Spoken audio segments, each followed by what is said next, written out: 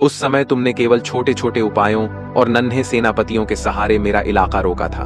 आखिरकार वह पुरुष इस दुनिया से विदा हो चुका है, लेकिन फिर भी इस छोटे से स्वप्न के सहारे अंदर घुसने की कोशिश की जा रही है।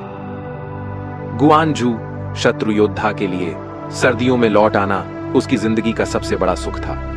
वह अंततः दक्षिण सागर की सैकड़ों वर्षों की भटकन समाप्त कर फिर से धरती पर कदम रख सका।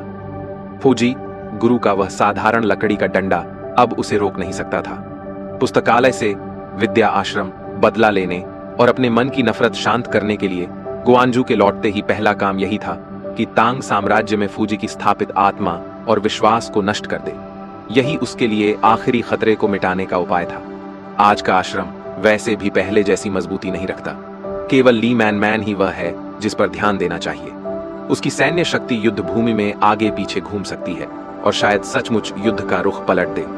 इसके अलावा ली मैन मैन ने 7 वर्षों तक गहन साधना की है। मौन साधना की उस अवधि में वह चरम पर पहुंचा और अब उसका मुक्का साधारण शरीर को चीरकर वज्र अविनाशी को भी तोड़ सकता है। मजबूर होकर गुआनजू को खुद मैदान में आकर ली मैन मैन से भिड़ना पड़ा। किंवदंती है कि उसने काले चरवाहे का मार्ग नामक दिव्य पशु पर अवतरण किया। कहा जाता है उसी समय सीमांत प्रदेश में 3 दिन और 2 रातों तक दोनों के बीच भीषण युद्ध छिड़ा। ली मैन मैन की प्रतिभा गुआनजू से कहीं अधिक निकली। गुआनजू को हमेशा उसकी चाल में फंसना पड़ा। कुछ दिनों बाद ली मैन मैन दक्षिण सागर पहुंचा और वहां फौजी द्वारा छोड़ा गया वही छोटा लकड़ी का डंडा मिला। डंडा दिखने में साधारण पौधे जैसा था, लेकिन उस पर गुरु की श्वास ऊर्जा बची हुई थी, जो अब किसी भी दिव्य अस्त्र से अधिक शक्तिशाली हो चुकी थी। इसी छोटे डंडे के बल पर ली मैन मैन ने अकेले गुआनजू का 7 दिन और 7 रात तक सामना किया।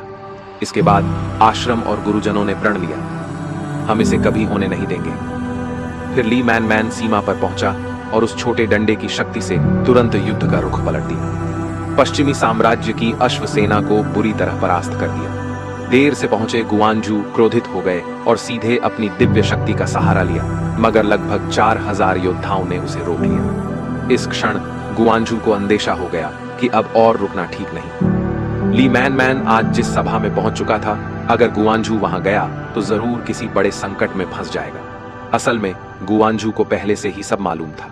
यह जगह आश्रम का पिछला आंगन नहीं थी, बल्कि किसी के हाथों और पैरों द्वारा बिछाया गया जाल था। वह सोच रहा था कि आसानी से ली मैन मैन को हटा देगा, लेकिन उसे पता नहीं था कि उसका जाल पहले ही एक वीर योद्धा ने तोड़ दिया है।